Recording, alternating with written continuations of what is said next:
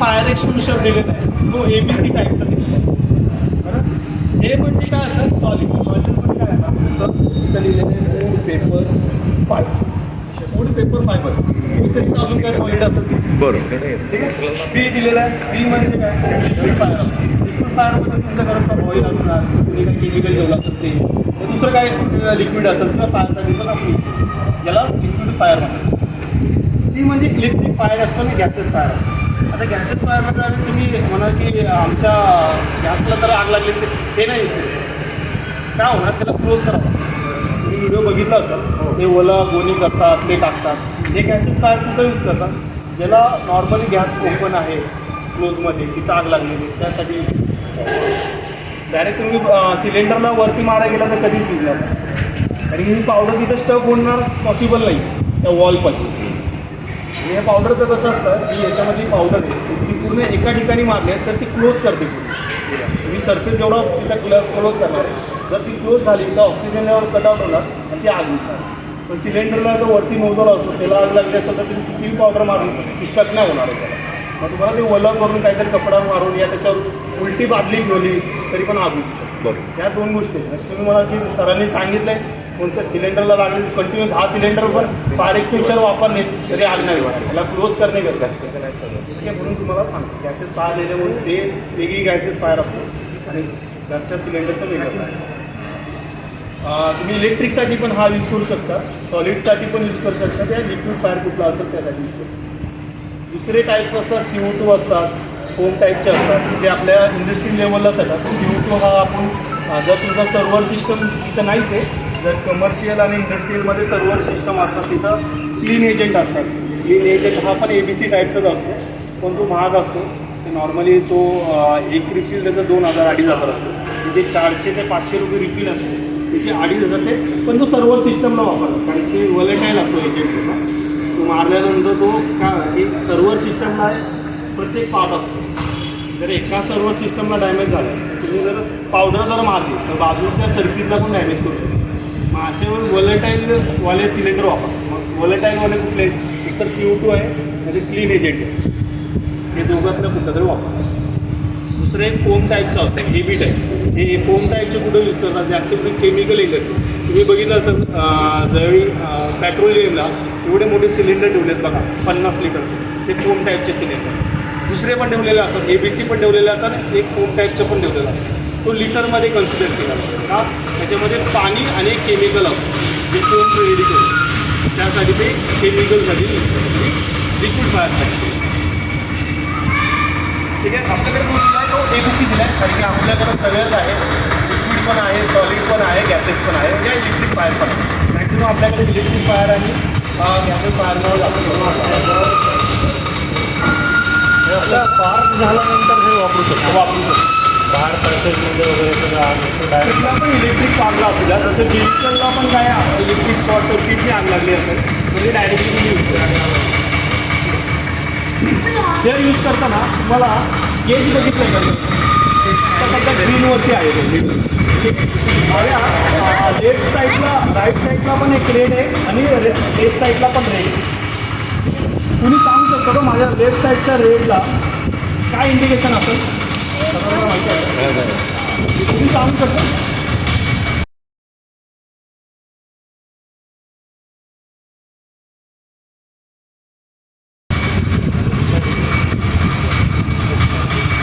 Sir सांगा.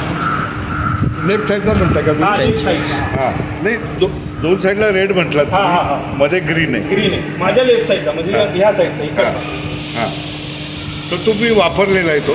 नाही तो वापरलेला जो असतो तो माझ्या राईट साईडला. ओके. हां पण माझ्या लेफ्ट साईडचा संपलेला आहे तो ऑटोमॅटिक. नाही तो हाय प्रेशर इंडिकेटर. आता नॉर्मली कसं आहे की 16 ते 17 बार प्रेशर ग्रीनवरती जातो पण जेव्हा हाय प्रेशर जातो तो डायरेक्ट जाणार 30 ते 32 बार. अशा कंडिशनमध्ये काय होणार की हे जे वॉल आहे थ्रेडिंगचे नट असतात ना आपले जसे तसे टाईट केलेले असतात म्हणजे मशीनने टाईट केलेले असतात टाईट झाले असतात पण त्याच्यामध्ये मायनर आहे केसासारखं क्रॅक झालं. पण आता प्रॉब्लेम काय की 16-17 बारला ओके पण 30 बारला काय होणार की याच्या निडल्स असते. तुम्ही पेनाची निडल्स बघितलं असं तो आपण प्रेस हा काय आपण प्रेस करतो आणि निडल्स खाली जाते आणि प्रेशर बाहेर जेव्हा आपण सोडतो तो निडल्स परत वरती सेम असे त्याची. पण विचार करा की नीडल जेव्हा खाली जाते 30 बार एका वेळी प्रेशर येणार आहे त्या पॉईंटला आणि तुमच्या वॉलला जो बसवलेला त्याला क्रॅक येतो नॉर्मल. त्यावेळी काय होणार की तो सिलेंडर तुमचा स्टिक होतो. वॉल हातात राहील त्या सिलेंडर बाहेर उडू शकतो, तुम्हाला लागू शकतो. तुम्ही बघितला की व्हिडिओमध्ये सिलेंडर उडलेले नाही या कंडिशनमध्ये उडतात. वॉल डायरेक्ट फाटतात त्यांच्या हातात सिलेंडर एका साईडला ते चान्सेस त्या हाय प्रेशर. सेकंड हाय प्रेशरने अजून काय होते हे तुमचा पाईप आहे. नॉर्मली तुम्ही व्हिडिओमध्ये बघितला पण असा यूज करतो बरोबर. पण जर हा पाईप ब्लॉक आणि हाय प्रेशर आहे त्यावेळी काय करणार प्रेशर कंटिन्यू वाढत जाणार आणि पाईप ब्लास्ट होते. आणि अशा कंडिशनमध्ये ज्यावेळी पण तुम्ही जर फायर यूज करता आतमध्ये गेला जोडण्यासाठी अशा कंडिशनमध्ये सिलेंडर उडून जर तुम्हालाच लागलं तुम्ही स्वतः येऊ शकता का बाहेर. तुम्हालाच इमर्जन्सी तुम्हालाच हेल्पसाठी दुसरी लागते. मग अशा कंडिशनमध्ये चेक करणे गरजेचं सिलेंडर उडतं. आता माझा राईट साईडचा जो रेड होता आता लेफ्ट साईडचा आता राईट साईडचा जसं म्हणजे की सिलेंडर एम्प्टी असतो. एम्प्टी दोन टाईपने होतात. एक तर काय होतं क्लिनिंग करतात तुमच्याकडं कुणी पण त्याच्यामुळे बायचान्स सिलेंडर खाली पडलं तर वॉलवरती पडलं. वॉलवरती पडल्यानंतर काय होतं सिलेंडर थोडीशी प्रेस आणि ऑर्डर असतं पण सिलेंडर एम्प्टी झालेला असतो. या कंडिशनमध्ये सेकंड यूज केला आज जर आपण सिलेंडर यूज केला तर तो पूर्ण एम्प्टी होता. ह्या दोन कंडिशनमध्ये सिलेंडर मग असे सिलेंडर तुम्ही हँग करून ठेवू शकता का. कारण की ज्यावेळी पण इमर्जन्सी होती त्यावेळी पुन्हा विचार नसतो की तो सिलेंडर ग्रीनमध्ये आहे का रेडमध्ये आहे तो विचार नाही करत. त्याला माहिती की फायर आहे मला माहिती फायर एक्सटिंग्विशर यूज करायचं तो पहिला हँग केलेला सिलेंडर घेणार आणि तिकडं जाणार यूज करा. आणि त्यावेळी जर चालला तर ठीक आहे नाही चालला तर तो फसण्याचे चान्स आहे. म्हणून असे सिलेंडर तुम्हाला हॉरिझॉन्टल ठेवले जातात. तुम्ही असे सिलेंडर बघितले पण नसतील मॉलमध्ये पण नसतील आणि तिथंच बघितले नसतील. ठीक आहे असे सिलेंडर ठेवल्यानंतर थोडं तर डाऊट येणारच ना की बाबा हे सिलेंडर असं ठेवलं आहे म्हणजे काहीतरी प्रॉब्लेम आहे. या थोडं तर विचार करणार तुम्ही उचलताना थोडा वाकावं लागणार आहे तुम्हाला. त्यावेळी पण थोडासा विचार करणार की उचलू का नको.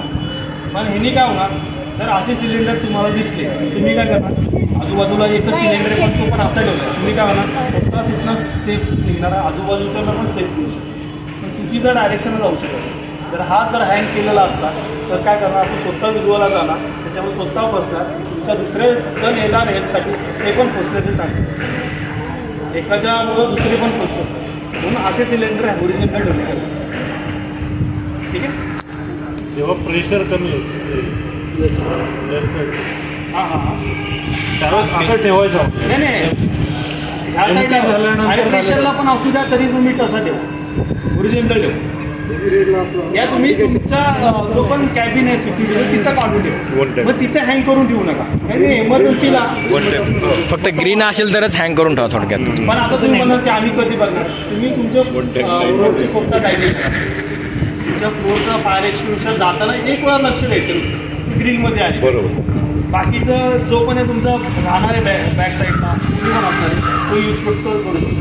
कारण तुम्हाला माहिती आहे की रेडमध्ये आहे तुम्ही तसंच निघून जात असाल तर त्याच्यानंतर जे मागं फायर होणार आहे जो व्यक्ती वापरणार आहे त्याला माहीत नाही की ते तुम्ही बघितलं रेडमध्ये या त्याला तुम्ही इन्फॉर्म पण नाही केलं. मग अशा गोष्टी तुम्ही निग्लेक्ट सोडू नका की जे प्रायमरी आहे की जे सिलेंडर ओके आहे तुम्ही ते ओके ठेवा. जे एम्प्टी आहे त्याला तुम्ही एक तर सिक्युरिटीच्या कॅबिनमध्ये ठेवा नाहीतर तुमच्या सोसायटी मेंबरला इन्फॉर्म करून ठेवा की सिलेंडर एम्प्टी आहे सोसायटी ऑफिसमध्ये ठेवा. या गोष्टी करू शकता. याच्यामध्ये 5 मेथड म्हणतात यूज करण्याची मेथड आहे 5 मेथड PASS. पी म्हणजे पुल द पिन तुम्हाला ही पिन पुल करायची. सेकंड एम दिलेलं आहे. एम कसं असतं आग जेव्हा लागते तिची 10 एवढीपर्यंत असते फ्लेम एवढी असते त्या फ्लेमला मारून फायदा आहे का पावडर तुमच्या बेसवर मारणे करते म्हणून आपण एम दिलेलं आहे. सेकंड एक स्क्वीज म्हणजे हा वॉल तुम्हाला प्रेस करायचा स्क्वीज मेथड. आणि स्वीप मेथड सर्व महत्त्वाची मेथड आहे स्वीप का स्वीप मेथड म्हणजे का तुम्हाला या टाईपची पडेल का. आता तुम्ही विचार करा 16 ते 17 बार ग्रीनवरती प्रेशर आहे. जर एका पॉईंटला मी जर एकच प्रेशर मारला तर जर छोटी फायर असेल तर ते पुढं ढकलण्याचे चान्सेस आहेत. तर काय होणार की आग पुढे जाऊ शकते. म्हणून तुम्हाला स्वीप मेथड म्हणजे काय होणार प्रेशर डिवाईड होणार आणि याचं काही तुम्हाला जी पण पावडर आहे तुम्हाला ती ब्लँकेटिंग करायची एका ठिकाणी नाही. ब्लँकेटिंग केलं तर आजूबाजूला पण आणते ते पण आजूबाजूला आणि ते सिलेंडर पूर्ण एम्प्टी करणे करते. आग विजली म्हणून तुम्ही परत सिलेंडर हँग करू शकत नाही, तर तो पूर्ण एम्प्टी होणार. त्याच्यामुळे तो सिलेंडर पूर्ण एम्प्टी करा. कारण आतमध्ये जर आग लागलेली असेल ती पण विजू शकते जर पूर्ण एम्प्टी केला आणि तसं सोडून दिला वाऱ्याने परत आग लागते. काय होतं की हे जे पण आपण फायर एक्सटिंग्विशर यूज करणार आहे त्याच्यामध्ये काय होतं की आग विजणार आहे पण हीट तशीच राहणार. बरं तुम्ही बघितलं असेल जेव्हा पण आग विजल्यानंतर पाणी टाकतं का कुलिंग मेथड गरजेचे आहे. आणि की हे फायर एक्सटिंग्विशर नुसतं आग विजवतो, कुलिंग नाही करत. मग कुलिंग करण्यासाठी तुम्हाला पाणी मारावं लागतं. पाणी कधी मारू शकता जेव्हा तुमचं इलेक्ट्रिक सप्लाय कट ऑफ होते त्यावेळी मारा. बाय चान्स शॉर्ट सर्किट होते परत आग लागण्यासाठी त्या गोष्टीवर आपण फायर एक्सटिंग्विशर त्याला यूज करतो. आग विजवतो त्याच्यानंतर पाणी जर तुमच्या घराचा वापरलं तरी चालेल. ते आपलं उलट आग लावायची.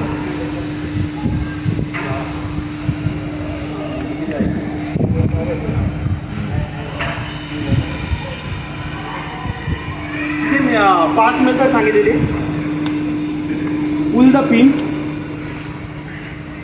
सेकंड एम आता आपण पकडू आणि सेकंड स्क्यूज आणि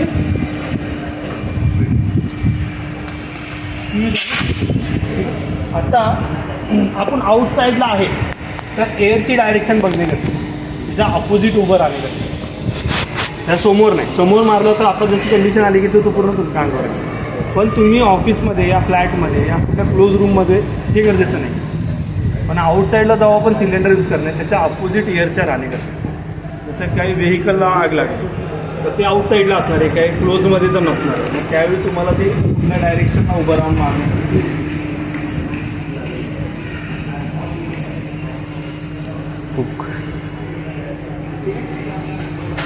पुल द पिन, मी पिन ओपन केलेले. सेकंड एम, तुमचा लेफ्ट पाय थोडासा पुढं पाहिजे. कधी पण कुठली आग विझवताना त्याच्या क्लोज जाणे गरजेचं आहे. कारण की ह्याची जो रेंज आहे ती 1.5 मीटरपर्यंत रेंज, त्याच्या पुढं जास्ती जाणार नाही.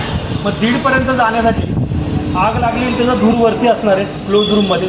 तुम्ही डायरेक्टली जाऊ शकत नाही, तुमच्या डोळ्यात नाकात जाऊ शकता, तुम्ही तिथपर्यंत पोहोचू शकत नाही, तिथनं बाहेर येऊ शकत नाही. मग थोडंसं तुम्हाला होल्ड होऊन जाणे गरजेचं. होल्ड होऊन गेल्यानंतर त्या पॉईंटपर्यंत तुम्ही जवळपास जाऊ शकता. ठीक आहे. Pull the pin, second aim झाल्यानंतर स्पीड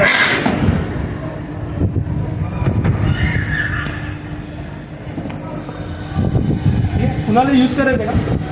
कारण की हा पूर्ण एम्प्टी होणार आहे. ठीक आहे, मी त्याचं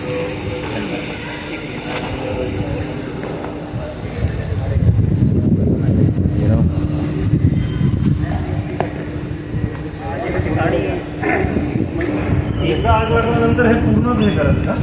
हो, पहिल्यापासून करा. पूर्ण एम्प्टी करायचं का? तो तर तसं पण आपण रिफिलला पाठवणार आहे. रिफिलला पाठवणार आहे नंतर का पूर्ण एम्प्टी करून करायचं? जर तुम्हाला वाटत असेल की आग पूर्ण विजली पण सांगू शकत नाही परत लागण्याचे चान्सेस आहे, पूर्ण एम्प्टी करा. ठीक आहे. आणि एक वेळा जेव्हा प्रेस करतो 6 ते 6 सेकंदमध्ये हा पूर्ण एम्प्टी होतो. पिन काढ, पिन फर्स्ट, पहिलं पिन काढा. हां, फुल the pin sir. Second pipe पकडा.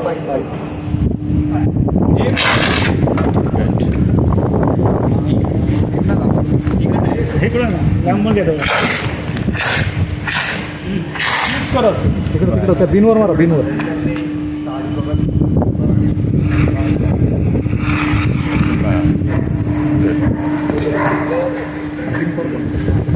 आता ह्यासाठी जो लास्ट मी सांगितलेला स्वीप या कारणावरून सांगितलं की काय होणार की वेट कमी असेल तर ती आग थोडंसं असणार. त्याच्यामुळं तुम्हाला तो स्वीप मेथड वापरणे गरजेचं आहे. तो प्रेशर डिवाइड होतो. अजून कोणी इंटरेस्टेड?